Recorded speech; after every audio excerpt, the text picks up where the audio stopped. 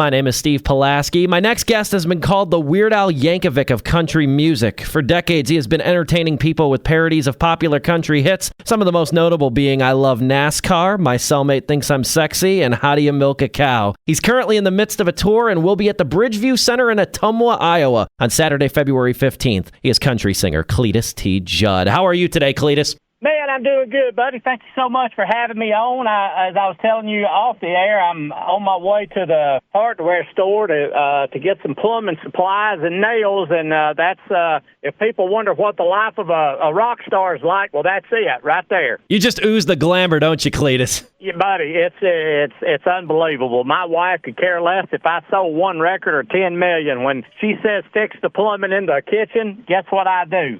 Fix the plumbing in the kitchen. He's not just a talented singer, he's also very handy, too. Man, I'm looking forward to coming there. It's going to be a lot of fun, man. We started the tour, the G.O.A.T tour, which does not stand for greatest of all time. It stands for goofiest of all time. Just want to make that clear. And we started a couple of weeks ago in Paris, Tennessee, and, man, we almost sold the place out. It was packed to the rafters, and then I got to come out to Vidor, Texas. I'll be going to Tulsa, and then we end that run there in Ottumwa on that Saturday. So can't wait, man. Looking forward to it. I've never had the pleasure of seeing you live, Cledus, so I'm very excited for this Ottumwa show here in a couple of weeks. What kind of atmosphere do you like to cultivate at your shows? Man, I'll be honest with you. I tell people all the time, I hope my songs are what gets people there. I hope my message that I deliver is what keeps them there, and I hope they're inspired when they leave there. That's what I try to do.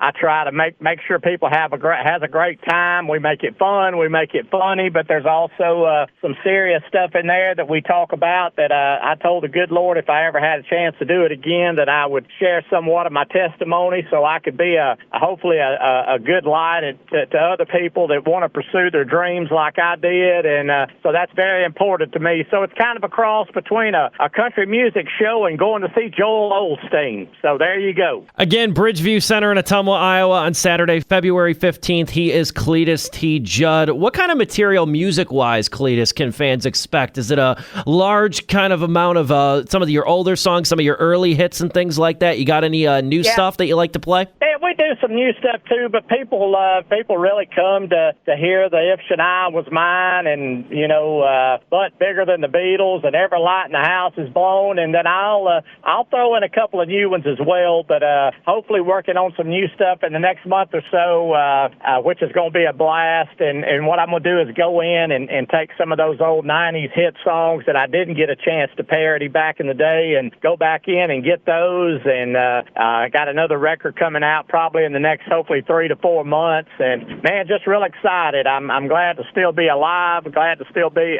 The reason I canceled last year is I'd gotten sick while I was out in Tulsa and had to stay in the hospital 4 or 5 days. But that's neither here nor there. Good Lord got me through it, and man, I'm just looking forward to getting back out there and ruining some good country music because that's what I plan on doing. Some people might not know, Cledus, that you released a lengthy spoken word album called Things I Remember Before I Forget. I listened to some of that a few years ago, and I was really struck by hearing you relay your rise in music, your personal life. And some people might not even know that you did that, or some people might be surprised that you sang that, like, your show kind of has maybe a little bit of a personal side, sort of maybe a memoir, inspirational touch. I want to give you the opportunity to talk about that album, Things I Remember Before I Forget. Man, I tell you, thanks for bringing that up. It was on the Grammy ballot back when it came out, and I did that because my mother, and it runs rampant in my family, was the horrific disease called Alzheimer's, and watching my mother deteriorate and her memory deteriorate like it did, I thought,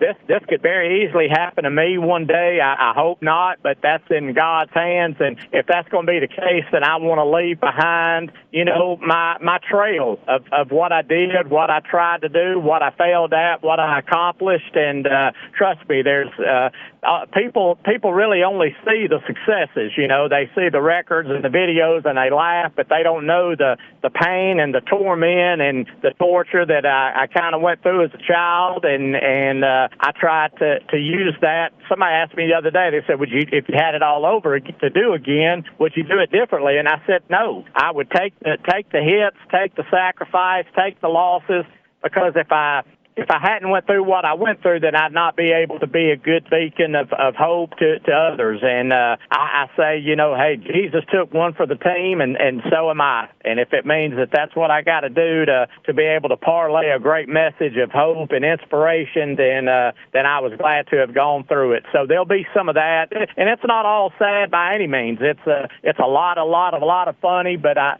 think, you know, there's a time in my show that I slow down and go, okay, let me share some stuff with you. You ain't gonna believe this happened, and I hope that's why I say I hope that they're inspired when they leave there, and I'm really looking forward to coming to that. I heard it was a beautiful theater, and I'm excited and appreciative of the people having me come. What made you initially retire from music back in 2015, Cledus? My daughter, you know, I'd moved back home here with Caitlin, and I didn't want to travel, and I wanted to be a dad, you know, and was glad I'd done it. Wouldn't trade it for the world. You know, that was most important to me, was to be a dad to Caitlin and be there for her when she, you know, got out of school, and take her to school and go get ice cream and do all the things that a dad wants to do or gets to do. And I did not get to do that in the beginning of my career because I was gone and living away. And but she was getting older, and she said, look, Dad, I know you miss it. I know you want to do it. Hit the road and go do what you love, and I'll be here when you get back. And so that's what I'm doing. Your parody of Morgan Wallen's song Up Down was like your re-entry into music, straight out of retirement, I remember. How did that song come about? Man, I was just bored. And that's about the time that Caitlin and everybody was saying, hey, you need to do it again. So I sat down and wrote that thing with some buddies, and went in and spent some money on a video out of my own pocket, sent it to CMT. They embraced me like they always have all those years, and put it in rotation. And it was a #2 most requested song video on the network for a while, and it jump-started the career again. And now I do it out of sheer happiness. It brings me joy to see people laugh, and that's what I tend to do with what time the good Lord's got left for me to be hanging around down here. Was there ever a parody of a song that you wanted to do but couldn't do for one reason or another? Man, I never did anything.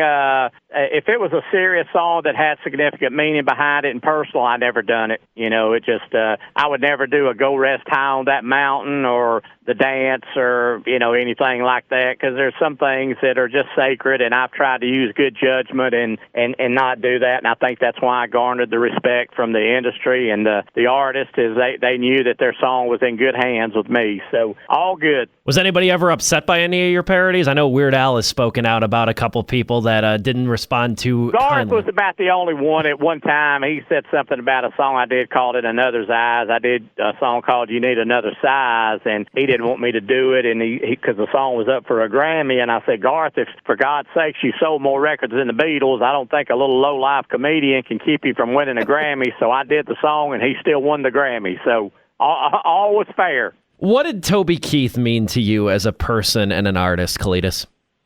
Man, ain't in the vocabulary. They ain't created the words. You know, I love Toby with a passion like a brother. We were close for many years. Towards the end there, we didn't get to see each other or talk a lot. Of course, circumstances, you know what they were, and don't want to get into that. But for a lot of years, man, Toby was a dear friend, and some of the best times of my life was spent riding around with Toby Keith, and loved him dearly, and very much missed. And he a special individual. You know, what you saw is what you got with Toby. There was no wondering, or I wonder what this is, I wonder what he's going to say. You knew ahead of time, and I was proud to be a friend of his, and vice versa, I hope. Is there an idea or something, or some angle in country music maybe that you're still looking to exploit, or something on that trajectory? Man, not Not really. It ain't rocket science what I do. I hope that I'm good at it, and I feel like I have according to the fan base and the joy that I've tried to bring to people through my music. So, if it, I don't listen to a lot of the contemporary country music nowadays. I'm still an old school guy, 90s. I came through the best era in country music, I think, in history, which was, the 90s. And that's kind of where I live at. And there's nothing wrong with that, And so to Sammy Kershaw and the late Joe Diffie and Tracy Lawrence and, Mark Chestnut, Alan Jackson, Travis Tritt, that was our era. And that's where I like to live at. You said you have another album coming out or in the works for this year, too. Your last album, Paradisiac, that was back in 2012. So it's been a minute since we've gotten a collection of new Cledus songs. Anything that you can tease about this upcoming album? Man, I've got a couple up my sleeve. One that I want to do is from Gretchen, my dear friend Gretchen Wilson. She had that big song out, follow-up single to Redneck Woman called Here for the Party. And I've written one with some buddies of mine called "We're Here for John Party," and it's super funny. So we'll do that one, and I got another couple up my sleeve. I'll surprise you when they come out for sure. I cannot wait for that. You can listen to his music wherever you consume music. One more for you, Cledus. You've been compared to him a lot. I obviously name dropped him here a couple times. Did you ever meet or have any contact with Weird Al? I have not. He liked a couple of posts that I did on Instagram one time, and that meant the world to me. But I've never had the luxury of doing anything with him, and maybe someday, when hopefully if I get this record out and have some heat behind me, I'm gonna try to reach out and see if we can come up with something. So keep your fingers crossed. We'll see. He's Cledus T. Judd. He's going to be in Ottumwa, Iowa at the Bridgeview Center on Saturday, February 15th for his G.O.A.T tour. Cledus, you're wonderful. I want to give you the final word. Talk about your music. Talk about your tour. Where can people find you, follow you? The floor is yours.